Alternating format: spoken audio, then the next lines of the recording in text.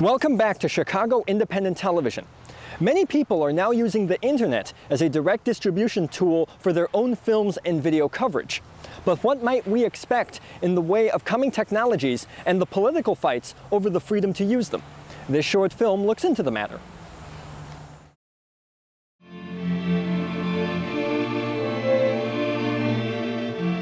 The possible future of video on the internet. In the world of independent video distribution, some very new intriguing developments are coming to the fore, many of which combine video and the internet, and could provide some new tools which could help independent video producers expand their outreach. Some proposed distribution mechanisms are not all that different from what is happening now with internet-propelled audio broadcasts. One such development is what's termed podcasting, a combination of audio files and syndication software tools to distribute audio content across the internet and onto portable MP3 players like Apple's vaunted iPod. Hence, the name, podcasting. One example of a video-internet combination is that of online video weblogs, termed with the unsexy-sounding word, vlogs. But as podcasting has taken off just a year after its advent, so too could vlogging. Another high-flying technology combining the internet and video is BitTorrent, a means of quickly downloading incredibly large files, including large digital video files. The success of BitTorrent can be exaggerated. In just 2 years since being invented, BitTorrent files consume nearly 40% of all internet traffic, and all kinds of TV shows and movies have been converted into BitTorrent files, often without commercials, and often distributed on illegal terms. Needless to say, that has big media companies furious and scared.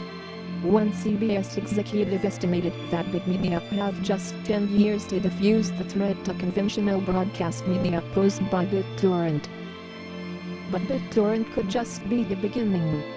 There are more video and internet tools on the way. Some of the most innovative projects have been coming from a music and activist organization known as Downhill Battle, which have been building a simplified version of BitTorrent called BlogTorrent, and other tools under the label Participatory Culture to create entire internet-powered TV channels. That, coupled with increasingly fast internet speeds, could make for some interesting prospects for community and grassroots video and TV. But advanced technologies in making quality content with those technologies will not guarantee that the internet will remain a free medium and avoid becoming a restricted medium like commercial radio and TV broadcasting.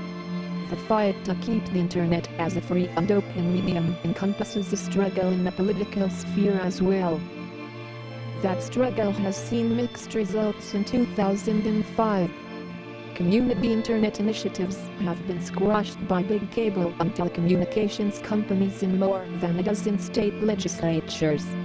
But political fights in another 7 states, including Illinois and Texas, have proven successful in fending off big media efforts to limit community internet. But the struggle has also extended to the federal level. There is a proposed rewrite of the major communications law in America, the Telecommunications Act. The last time such a law was passed was in 1996, and it was expected to last more than 60 years. But the internet changed the media equation dramatically, and the rewrite is being proposed just after 9 years.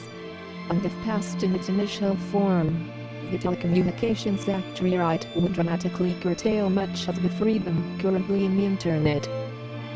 Then there's the Supreme Court.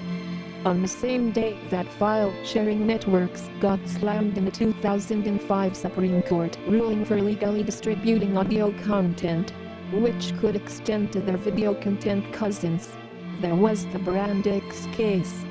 In this case, an internet service provider called Brand X sued the FCC over a rule restricting cable connections for distributing internet content.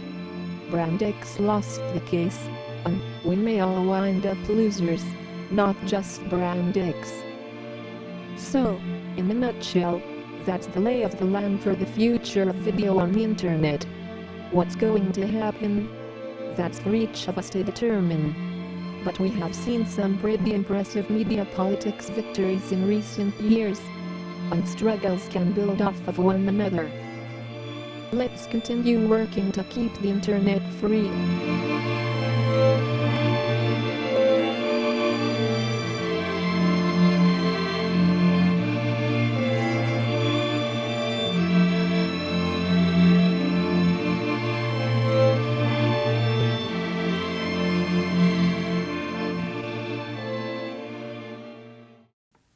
Hi, I'm Owen from the Working Bikes Cooperative, and you're watching Chicago Independent Television. In my country, a group of religious extremists are reshaping the government to promote their own agenda and morality.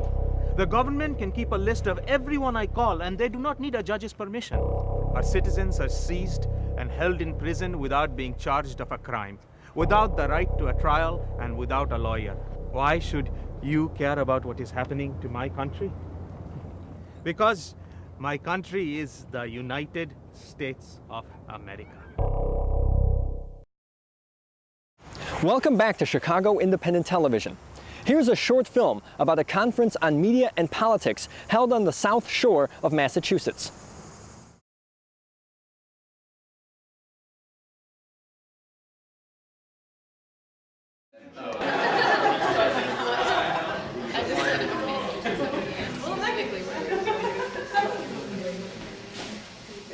Focus? You're well out of focus. Sure, I appreciate the idea of being in the midst of a commercial.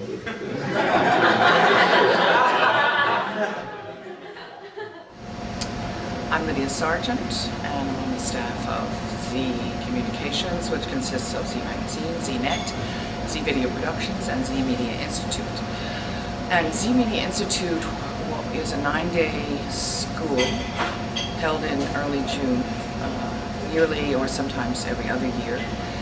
And it's basically was started to teach many of the things that we have learned after being involved in alternative media since 1977. So in other words, we're teaching radical politics, being activists from the 60s, we're teaching courses on race, gender, and class. We're teaching courses on analyzing the mainstream media. And we're teaching how to create an alternative media project that's organized around the principles of a democratic workplace. We had discovered in our activist days while we were considering what to do in terms of having some kind of impact that, of course, we had looked at media control by monopolies and so on. But we also looked at the structure of existing alternative media and felt that it replicated the corporate model and did not reflect our values. So we decided to set up a publishing company called Southend Press, which we thought would be a model of a democratic workplace. And we have been trying to teach about that as well throughout the years. So that's basically the Media Institute, and students come from all over the USA, the United States, and this year particularly, which is 2005, students have also come from other countries, and I think that's due a lot to the fact that we have a huge website at this point, in addition to the print media, print magazine. We see Z Media Institute as a way to sort of get people together who are interested in pursuing this discussion, are interested in bringing together a network of alternative media organized broadly around these politics and around the structured process of non-hierarchical projects.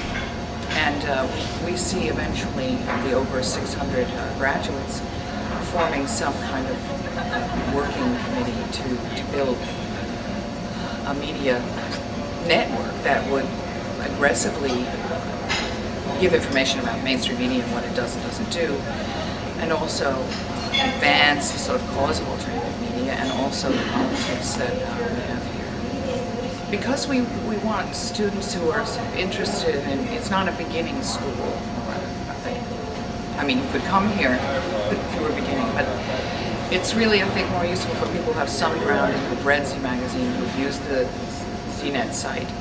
So we basically advertise in the print magazine and on the website. Around December of the year, we're going to hold the school. And all you do is fill in an application, and we accept you if we can put you in. I mean, we can only take 65 people, mostly because we're working in a little community called Woods Hole, which is sort of home of two major oceanographic institutions. And we use some of the services that they have for their students, and we also use some of the local motels, but it's a tourist area. And these motels are only available to us at certain times. So we can only take, and they can only hold a certain number of people. But we welcome everyone. But it is, I think, in a way, more useful if you've sort of read the magazine. But you can find it at the website, www.zmag.org.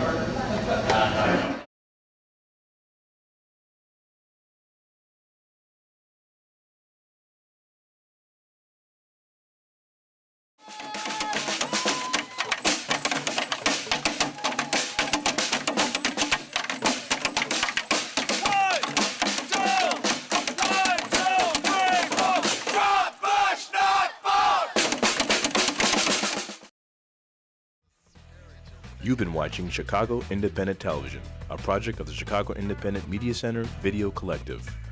The Independent Media Center is a growing worldwide network of media producers, journalists, citizens, and activists, working to put the media in the hands of everyday people and away from corporate and commercial interests.